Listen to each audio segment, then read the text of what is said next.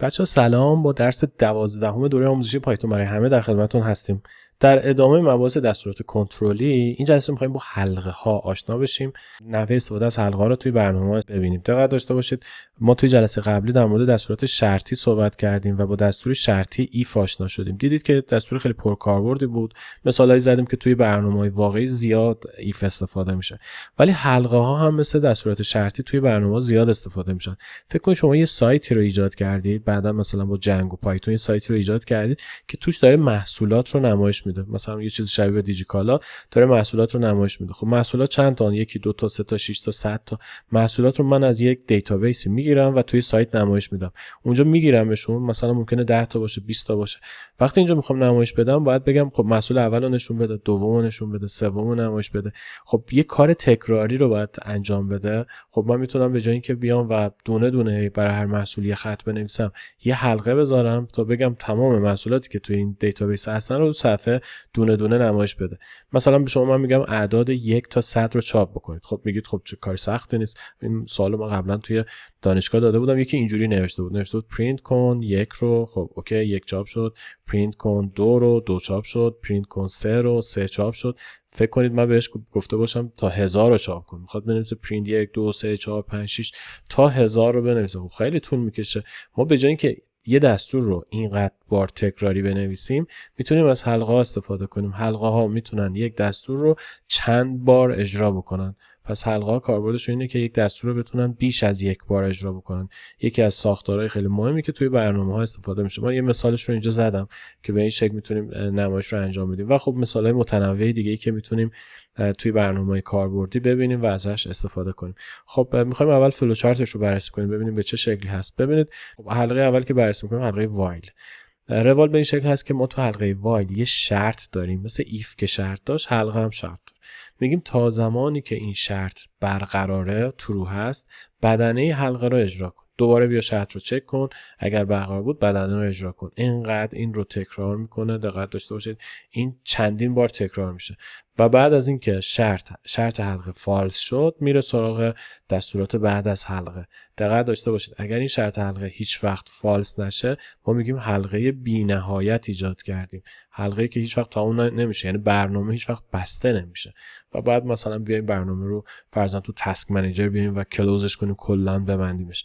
پس حلقه ها توی حلقه وایل ما دو نوع حلقه می‌خوایم بررسی کنیم، که حلقه وایل هست، یکم بعدش حلقه فور رو بررسی می‌کنیم. فعلا حلقه وایل رو داریم بررسی می‌کنیم.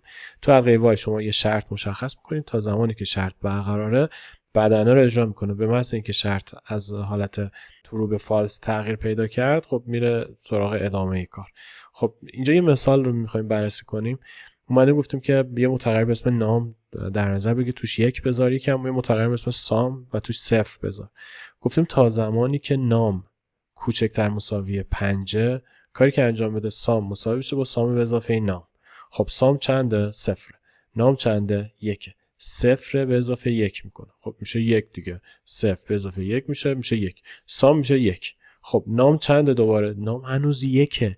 خب 1 کوچکتر مساوی 5، بله. خب دوباره اینو تکرار میکنه، سام 1 بود به اضافه 1 میشه 2، سام شد 2.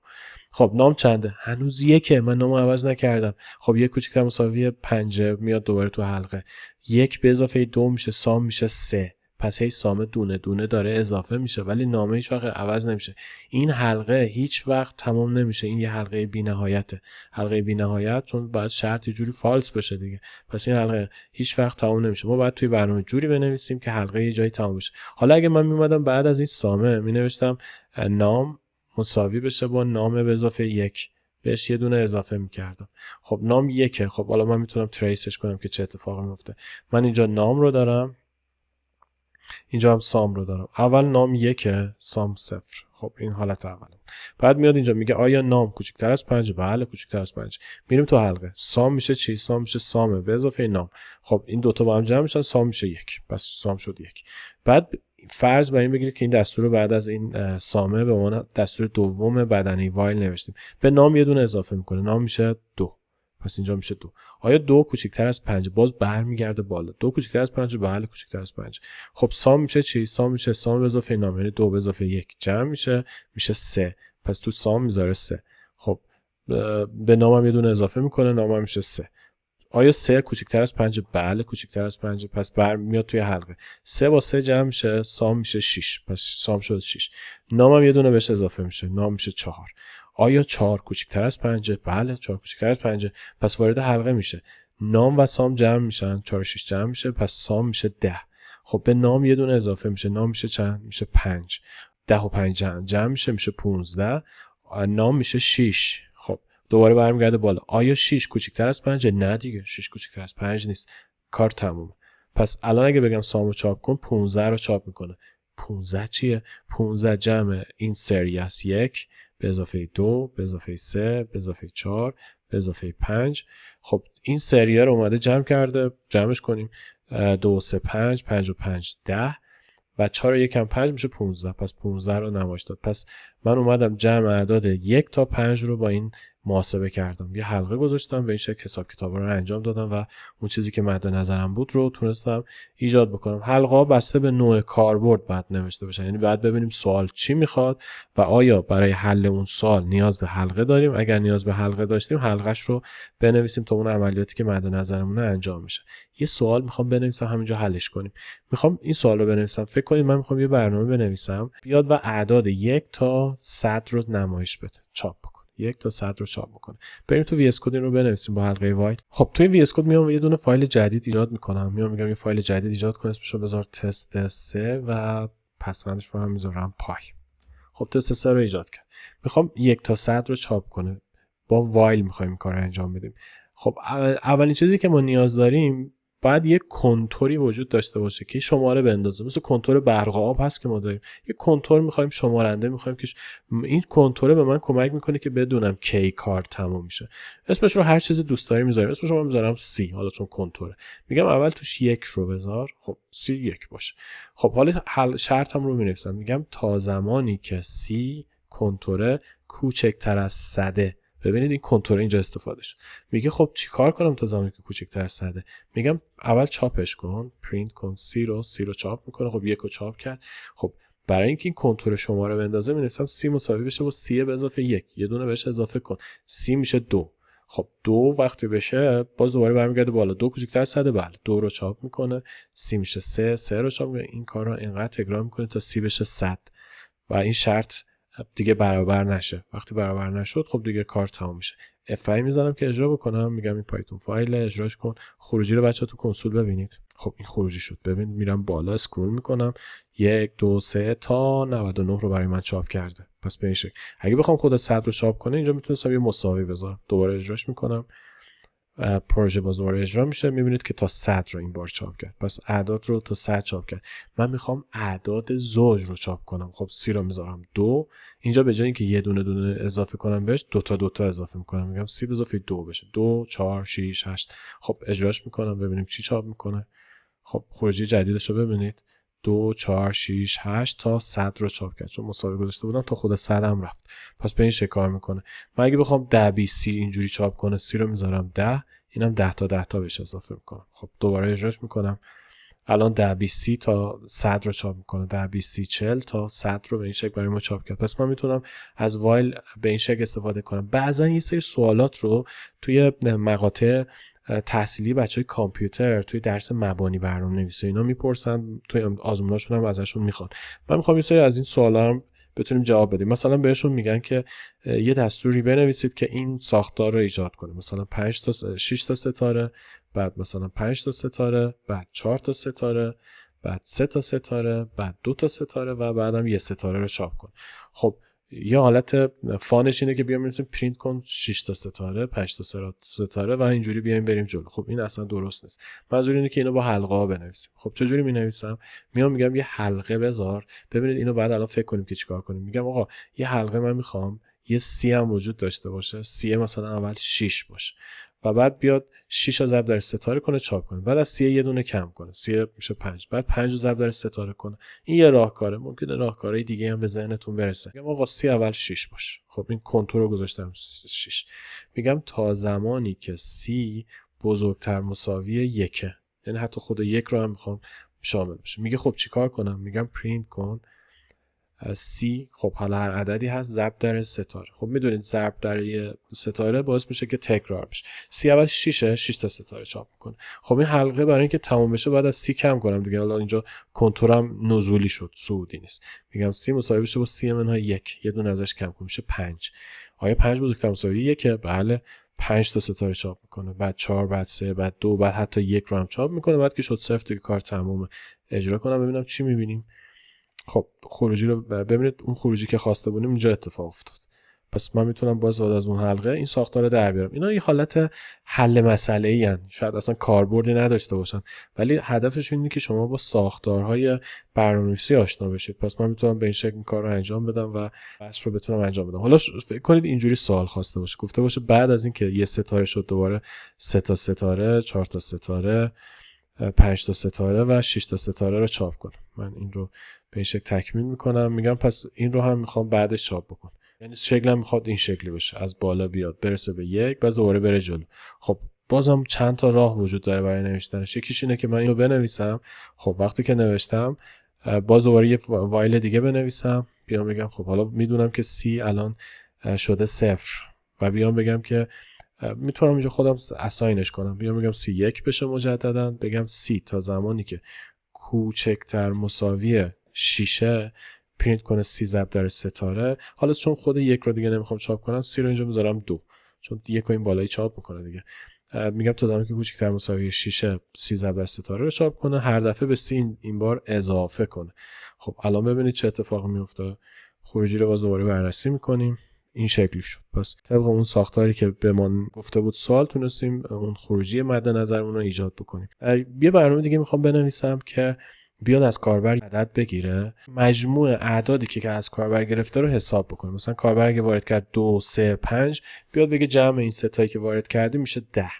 ولی خب چند تا کاربر عدد وارد کنه؟ میخوام تا زمانی که کاربر 0 رو وارد نکرده هی ازش عدد. برنامه در حقیقت اینجوری کار بکنه، بیاد از کاربر عدد اول رو بگیره. مثلا فرض کن کاربر وارد میکنه 11، بعد عدد دوم رو وارد کنه، بعد وارد میکنه 3، بعد عدد بعدی رو وارد کنه، مثلا وارد میکنه 5، بعد عدد بعدی رو وارد کنه، مثلا کاربر وارد میکنه 4. هی هر بار که اعداد رو داره وارد میکنه هی جمعشون حساب کنه. بگه 11 با 3 با جمعش با 5 با جمعش با 4 جمعش با 9.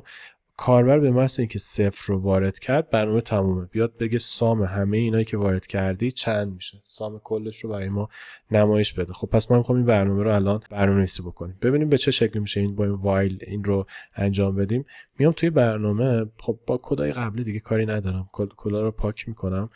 میگم یه چیزی از کاربر بگیر. برای اینکه از کاربر بگیرم متغیر میخوام دیگه. میگم آقا مثلا فرض کنید نامبر مساوی بشه با اینپوت اون عددی که از کاربر میخوام بگیرم. مثلا میگم please enter a number تا یه عدد از کاربر بگیرم. خب گفتیم این عدد رشته‌ایه، توی n به صورت استرینگ قرار میگیره و نمیشه مقایسش کرد، نمیشه باش کار کرد.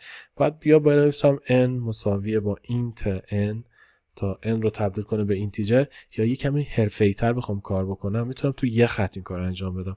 یعنی به جای اینکه اینجا بنویسم اینو پاکش کنم، اینجا بنویسم int input please enter a number رو بذار توی n. دیگه نیاز نیست دو خطی بنویسم. همونجا که گرفتم درجا اینتیجرش کردم ریختم توی n. خب n شد یه عدد. حالا میخوام این عدده رو بررسی کنم. اگر صفر نیست بگم باز یه عدد دیگه بده، اگه صفر نبود باز یه عدد دیگه بده. هی انقدر اینو بگیرم و هی سامش رو حساب کنم. میگم آقا سام اول 0. میگم تا زمانی که ببینید بچه یه مشکلی الان اینجا وجود داره، زیر اس قرمز کشیده. دلیلش اینه که اینجا یه اسپیس زدم. میگه آقا این اینجا اسپیس زدی، مگه این بدنه دستور بالاییه که اسپیس زدی؟ خب نه دیگه، این که بدنه نداره دیگه. ایف نیست که بدنه داشته باشه، وایل نیست که بدنه داشته باشه. خب پس من باید حتما این اسپیس رو اینجا پاک کنم تا این خطا حل بشه. اینو دقت داشته باشید، خطاهایی هستن که توی حین کار پیش میاد و شما باید حلشون کنید. یکی دو بار این خطا پیش بیاد متوجه میشید مشکل چیه و بعداً خیلی راحت میتونید حلش کنید. پس من اینجا می‌نویسم تا زمانی که n نیست مساوی 0. دقت داشته باشید نامساوی علامت تعجب مساوی بود. توی جلسات قبلی که داشتیم در مورد عملگرها صحبت کردیم میگفتیم نامساوی میشه تعجب مساوی. میگم تا زمانی که n 0 نیست. میگه خب چیکار کنم؟ میگم سام مساوی بشه با سام به اضافه n. حالا n 5 سام خب 0 اول میشه 5 به اضافه 0 میره تو سام. خب حالا باید عدد دوم رو بگیرم. دوباره میام این دستوری که اینجا نوشته رو کپی میکنم، اینجا پیست میکنم، میگم یه n دیگه بگیر. دوباره چک کن، اگر n صفر نیست باز دوباره با s جمعش کن. اینقدر این کارو میکنه تا n صفر بشه. آخر سر من میتونم بنویسم پرینت کن سام رو، s رو چاپ کن. خب اجراش بکنیم ببینیم چی برای من انجام میده. میگه یه عدد وارد کن، من وارد کنم 8. میگه یه عدد وارد کن، وارد میکنم 8. میگه یه عدد وارد کن 2 8 تا 16. میگم 4 میشه 20 تا. میگه یه عدد وارد کن، میگم 5 شد 25 تا. میگه یه عدد وارد کن، میگم 6 شد 31. میگه یه عدد وارد کن، 0 رو وارد میکنم، یعنی کار تموم. خب 31 رو برای من چاپ میکنه به این شکل. پس اینقدر عدد میگیره که کاربر 0 رو وارد بکنه. 0 رو که وارد کرد به این شکل که میبینید کار تموم میشه. بچه‌ها این تمرین رو عملی حتما کار کنید. یعنی فیلم رو که دیدید، نه از روی فیلم رو که دیدید یاد گرفتید، بعد از اینکه فیلم کاملا تموم شد میرید تو محیط شروع میکنید کد نوشتن. شاید شما یه جور دیگه بنویسید، به هر حال اگر درست کار کنه مورد قبوله، ولی اگر به مشکل خوردید برمیگردید دوباره فیلم رو میبینید. سعی کنید حین دیدن فیلم نوت برداری بکنید و بعد وقتی میخواید تمرین رو به خودتون انجام بدید از روی نوتایی که نوشتین بتونید راهنمایی بگیرید، نه اینکه بخواید از روی فیلم دقیقاً کپی پیست بکنید. پس به این شکل من میتونم یه برنامه بنویسم که تا زمانی که کاربر 0 رو وارد نکرده هی عدد بگیره و جمعش رو محاسبه کنه و نهایتاً وقتی که 0 رو وارد کرد من بتونم جمع کل رو بتونم ببینم. خب من میخوام اینجا یه عبارتی هم بنویسم سام ایز مثلا 31، یعنی اینجوری یه دفعه 31 رو نمایش ندم. اولی که بعد از این نامبره یه 2 نقطه میذارم که اعداد نچسبن به نامبر. اینجا اگه بخوام یه استرینگ رو هم چاپ کنم اینجوری چاپ میکنم، میگم سام ایز 2 نقطه. خب بعد از اینکه این رشته تموم شد یه کاما میذارم. دقت داشته باشید تو پرینت میتونم چند تا مقدار با کاما بذارم. پس می‌نویسم سام ایز بعد این اس رو نمایش میده. این یه راهکاره میتونم استفاده کنم. حالا من چون میخوام فرمت چاپ رو بگم در صورت بالا رو فعلا باشون کار ندارم. فکر کنید سام مثلا 10، من میگم پرینت کن سام ایز 10. خب این به این شکل کارش رو انجام میده. می‌نویسم سام ایز 10 اینجا چاپ میشه. یه راه دیگه که میشه برای چاپ استفاده کرد اینه. بنویسم پرینت، فرض کنید من چند تا آیتم دارم، مثلا A رو دارم 5، B رو دارم 6، خب C هم مثلا جمع ایناست که میشه 11. من میخوام اینجوری چاپ بکنم، بگم جمع 5 و 6 میشه 11. پس من میگم A به اضافه B is مثلا یا equal مثلا اون ریزالتش دیگه مثلا 11. میخوام به جای A 5 رو بذاره، به جای B 6 رو بذاره. خب الان اگه بخوام با حالت کامایی بنویسم اینجوری باید بنویسم، میگم اول A رو چاپ کن، بعد کاما بذارم، بعد بنویسم به اضافه رو چاپ کن.